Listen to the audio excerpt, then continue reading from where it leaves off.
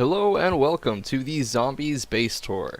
I am Light and I'll be giving you a quick tour of our base and what we've done over the last 6 or 7 months here. Now, I've been playing on the server total for I've been playing for around 2,000 hours now, but for the last year, almost a year at this point, we started our base a little more south. We played there for around 4 months and then we came here.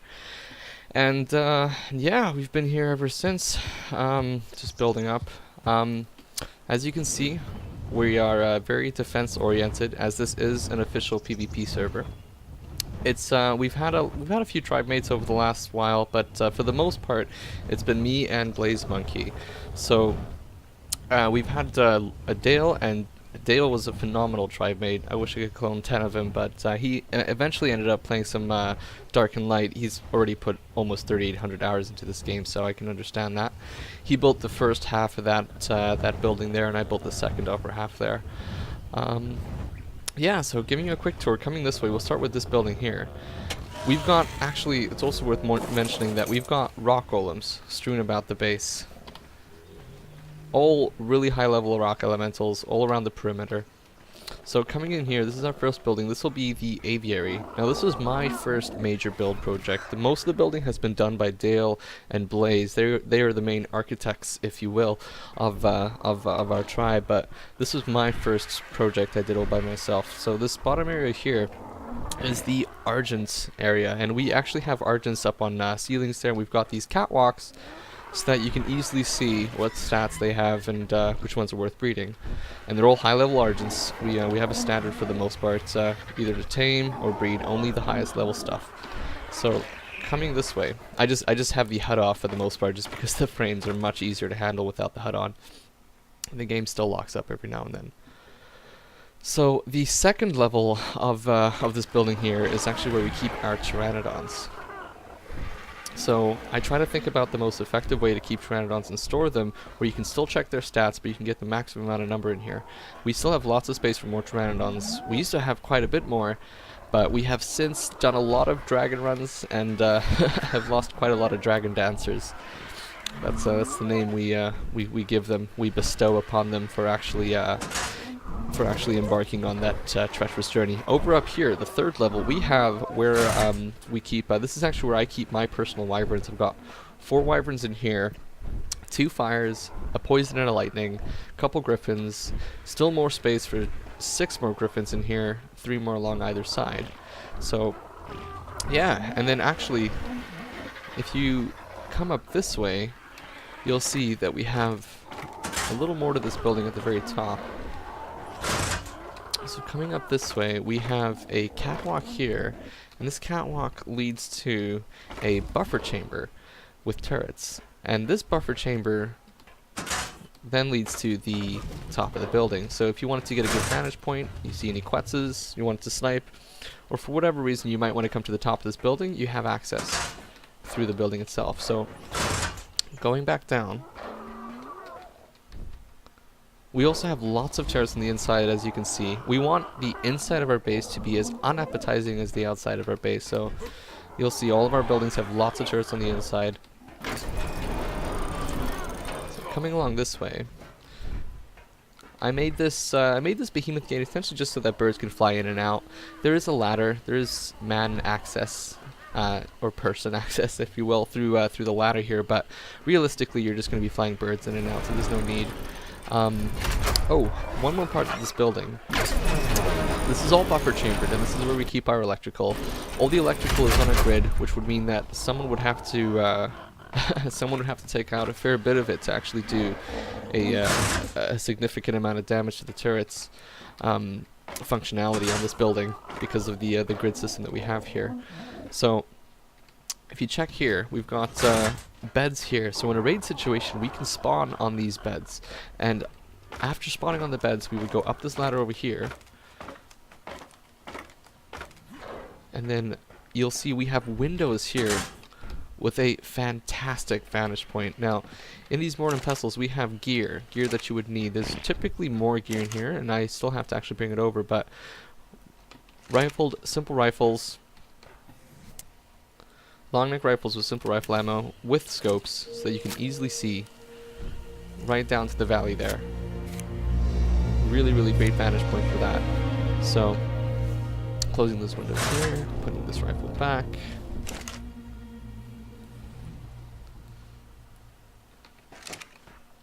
And coming down here, you'll see quite a heavy drop.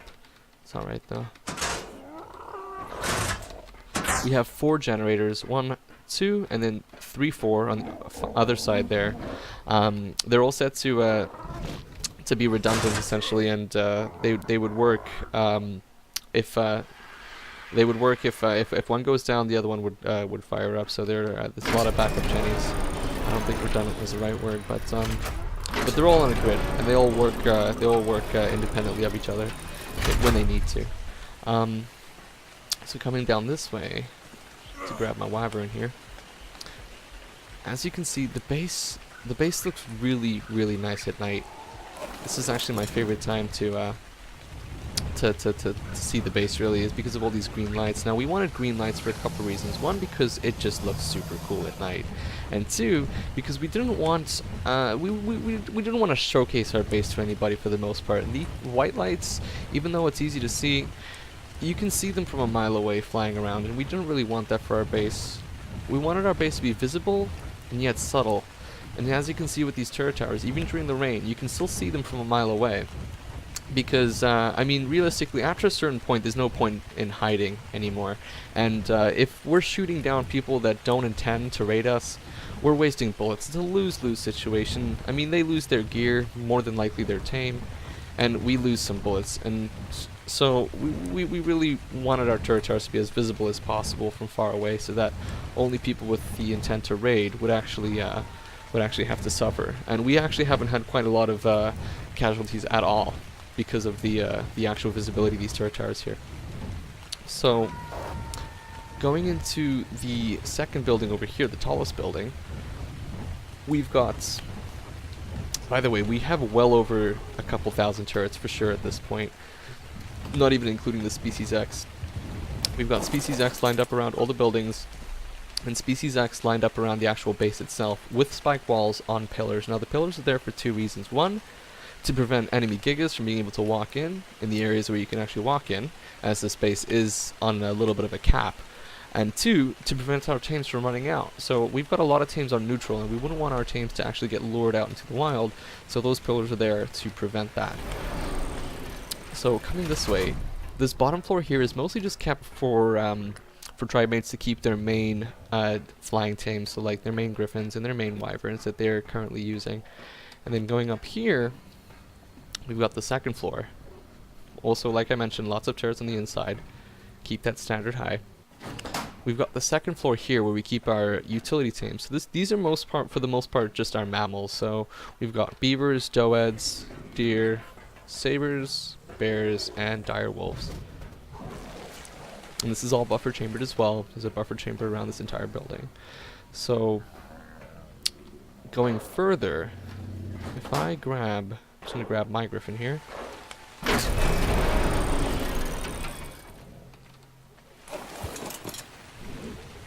I go up here, I can show you, I just recently added this. This is a wyvern storage area, or a place where you can keep your wyverns. So we've got 3 levels, and each level can accommodate for 4 wyverns. So with this upper addition to this building, we can accommodate for another 12 more wyverns. And you only need 4 high to be able to mount and dismount a wyvern. So the first 2 levels are 4 high, and then the last level is 5 high. But yeah, so that's where we keep our wyverns. Going up to the top of the building, there's also roof access too. I never showed you that, but there is roof access if you were to follow a certain set of ladders up here. And there is a chain ballista, so chain bola ballista. This is for Quetzes. So this is our tallest building, which means that I figured it'd be a good idea to put a chain bola ballista up here. So lots of turrets. I believe there's like 25 or 30 turrets up here, all with lots of ammos. That's another thing too. If I show you here, we've got turrets strategically laid out with fully capped for the most part. Oh, that one's actually that one doesn't have any. I've got to get on that right away. Most of them are fully capped. So if you check the main areas, the tops of turret towers and the bases of turret towers, for the most part, have fully capped turrets. So So you can see 1, 2, 3, 1, 2, 3. We've got the majority of the turrets where they need to be fully capped off with bullets. So, which would mean that even if there is a turret that only has 200 shots, for example, raiders would still have to wait for the turret with 1,200 bullets to run out before they can actually make a rocket attempt at the structure. Which means that, yeah, we've got a lot of turrets, and on the corners of buildings as well, you can see that we've got our turrets capped out at 1,200 just on the corners of every building here. So, and like I said, once again, the base just looks really, really, really good at night because of that green lighting. Especially on a clear night. We spent a lot of time on this base here. Coming down this way, we've got a greenhouse. This greenhouse here was done by Dale, and it is just absolutely beautiful. So at the bottom of the greenhouse here, we've got bees, and back here we've got beer. So we've got bees, beer, and berries here in this location. And this greenhouse is the only stone building that we have, and we kept it that way because it's just really aesthetically pleasing. We've got an upper level here where we keep our prime crops, all irrigated, all with the greenhouse effect. We've got these wall torches, and if you didn't know, you can actually store regular torches inside of wall torches, and they work just fine. Matter of fact, they work much better than wood. The only thing is they don't hold a candle, or a torch if you will, to to the actual hand torch, because the hand torch is just, it illuminates the entire room, as you can see. And these wall torches, as aesthetically pleasing as they are, don't really work in terms of practicality, but they still look nice. As you can see, the irrigation in this room comes out just stunningly. Once again, done by Dale. We've got a dung beetle operation in here. We've got a chem bench with monkeys here, and all these monkeys are slot capped with fertilizer, because fertilizer is just best kept in monkeys, we found, is that it doesn't weigh much. So monkeys can get slop capped essentially with fertilizer, and we'll just pick up a monkey and go and fill up our species X. As soon as this game stops locking up, I can show you the chem bench. There we go, that was convenient. Anyway, so this chem bench here is, it's actually powered, and as you can see, there's no electrical in here, and that's because I was lucky enough to actually tether this chem bench to the base of the turret tower that was outside there. So, no extra electrical needed. The chem bench actually was close enough to get tethered to that electrical outside, that base of the turret tower outside there. As you can see, it's just going into the building right there. Coming back here, we have the actual irrigation. As you can see, it's going into the ceiling. So Dale did a really, really, really good job at this. He's actually got the irrigation going into the ceiling, so you don't even see it.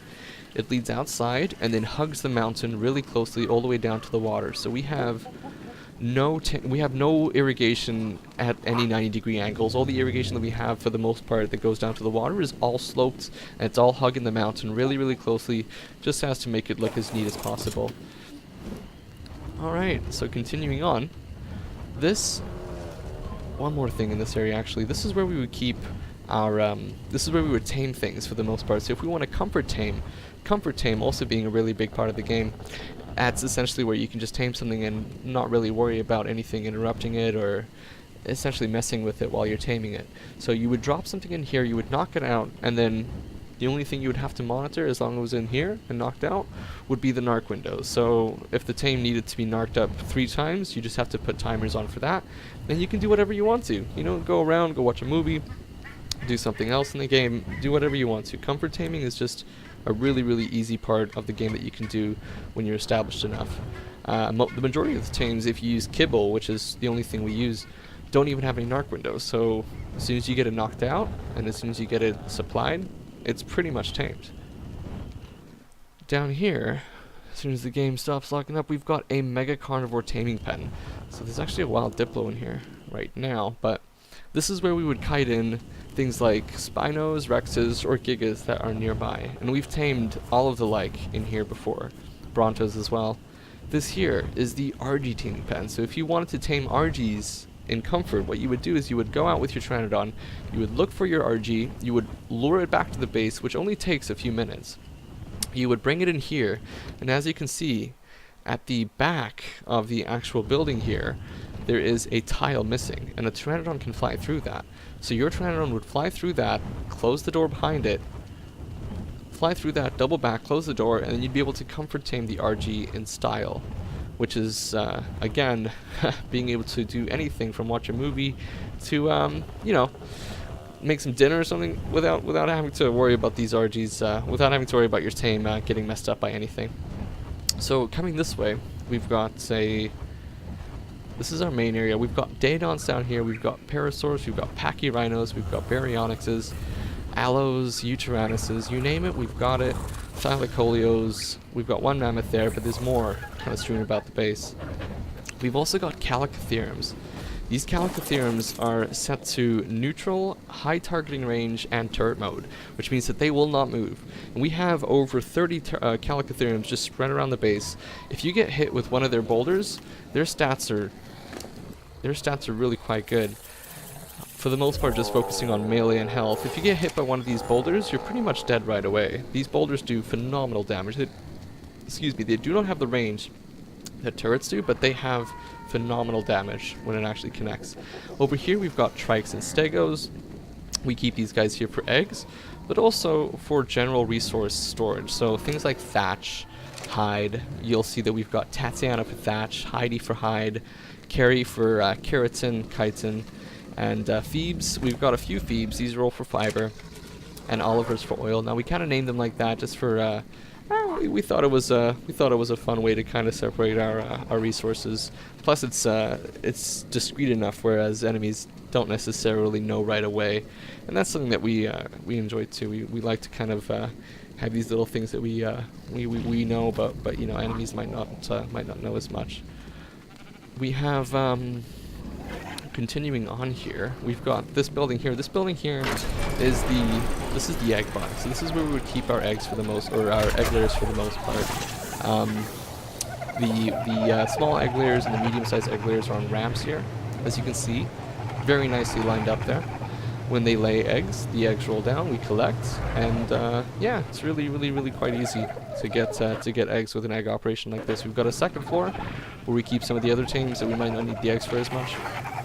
We've got this here. This is our breeding area. As you can see, there's a red tile here, and if you look at this red tile, it says air conditioner. Now I'll show you what that is in a second, but essentially this is where you would drop your fertilized eggs to incubate.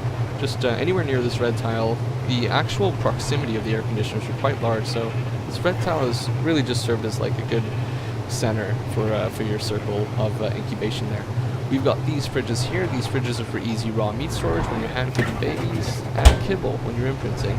We've got preserving bins with vessels for wyverns.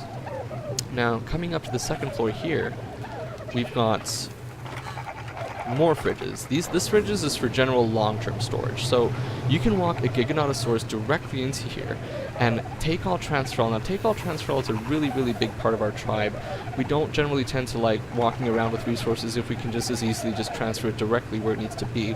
So a Giganotosaurus can walk directly into here, and then you can take all transferal directly into the fridges or into the troughs or into these industrial grills. Now, as you can see, we've got around 7 or 8 industrial grills just lined up perfectly over here, done by Blaze. You'd hardly be able to tell that there's 7 or 8 industrial grills here, but there are, and they're lined up absolutely perfectly. So once again, you can take all transfer from the Giga directly into the industrial grill. Coming in here, we've got generators with beds, mortar and pestles, and all the mortar and pestles are all filled with high-level gear that you can use in a base defense. And we've got another generator down there. So we've got multiple generators in this room. Coming down to the basement here, we've got Dilos. We have tons of Dilo eggs, so we just keep them down here. We've got sheep. As Blaze would say, this bottom area here is kind of like a Welshman's wet dream. It's quite nice to be able to breed sheep over here because we've got them on ramps, and they're quite easy to breed. We keep the male in that little pen over there. Up here we've got the air conditioners that we were talking about earlier. So these air conditioners are pressed right up to the base of the floor, and they just look stunning. They really do. Could not have done a better job of it, really. Blaze really outdid himself with these air conditioners when he did them. And going up this way, we've got. This is where we keep our Gigas. Our Gigas, we've got Capros all set to neutral. We've got more Calicotheriums, lots of Calicotheriums, and as I was mentioning earlier, we don't tame or or breed any low-level things. So all these Calicotheriums are all post. They're all 250 pluses and 135, 150 pre-tame, and really, really high melee for the most part, bred for melee.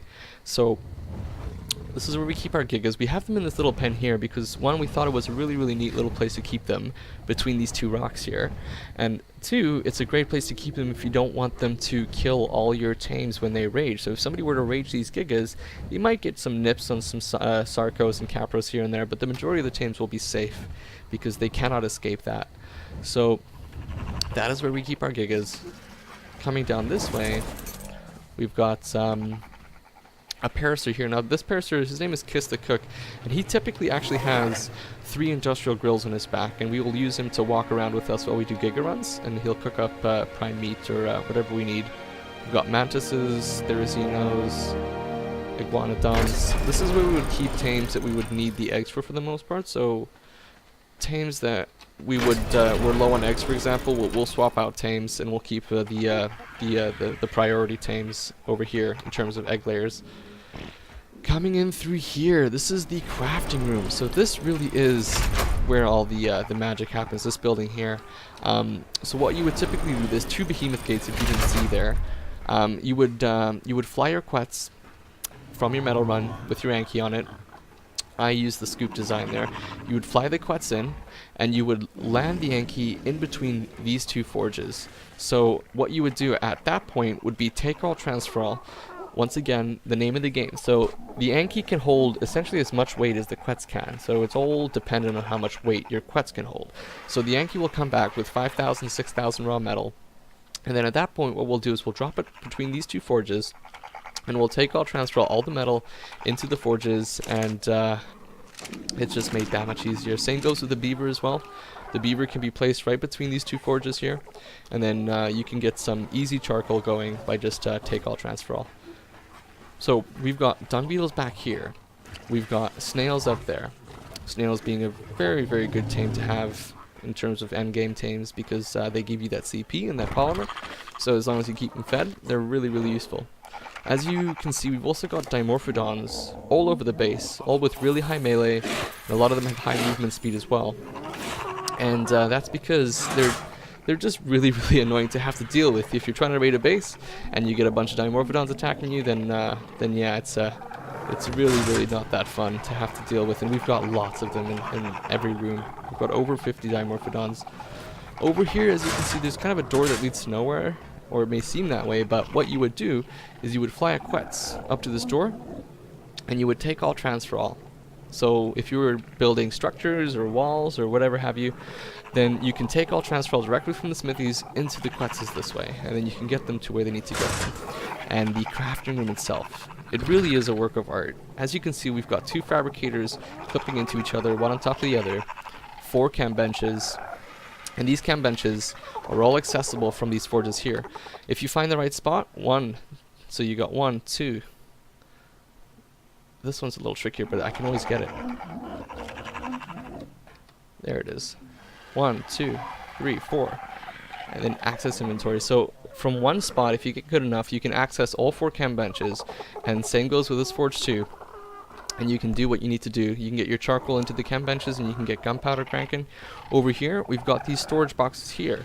These storage boxes are not really for storage, more so for juggling materials. So when we're dealing with the sheer volume of materials that we deal with in this crafting room here, we just need a place to be able to throw spark powder, charcoal, gunpowder, what have you, when we need to, keep them somewhere while we're refining resources. So these storage boxes are just for that, for the most part.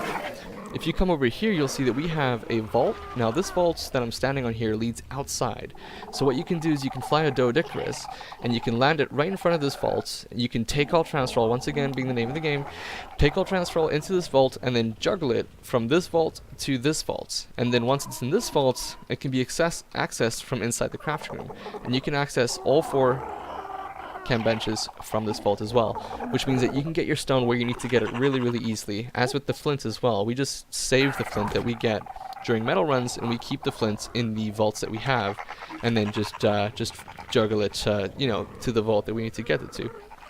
So that is the crafting room, and the for such a small crafting room, 2 people, we're pumping out 40k, 50k bullets in no time at all in a room like this. It's really made really easily. So over here we've got grills, just like you saw in the egg barn there. 1, 2, 3, lined up just perfectly.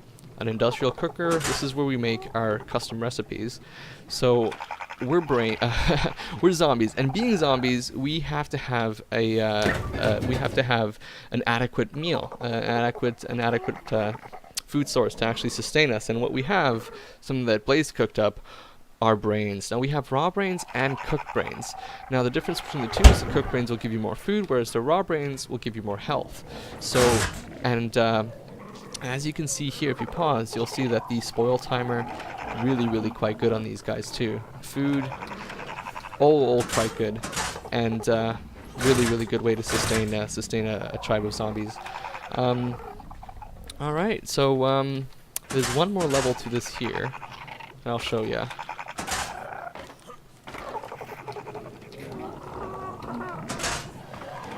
So going over this way,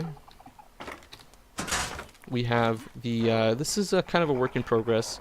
We've got this back room that we just blew out here. This back part here, ends right here, will be for our quetzes for the most part. So we'll set it up so that it properly stores quetzes, and then the front half will properly store your general birds. These are for the most part our personal flyers, so like personal RGs, personal Terras that we use for the most part. I'll just close that later. Alright, and then the last part of this building, though, this really is the crown jewel to the entire base here.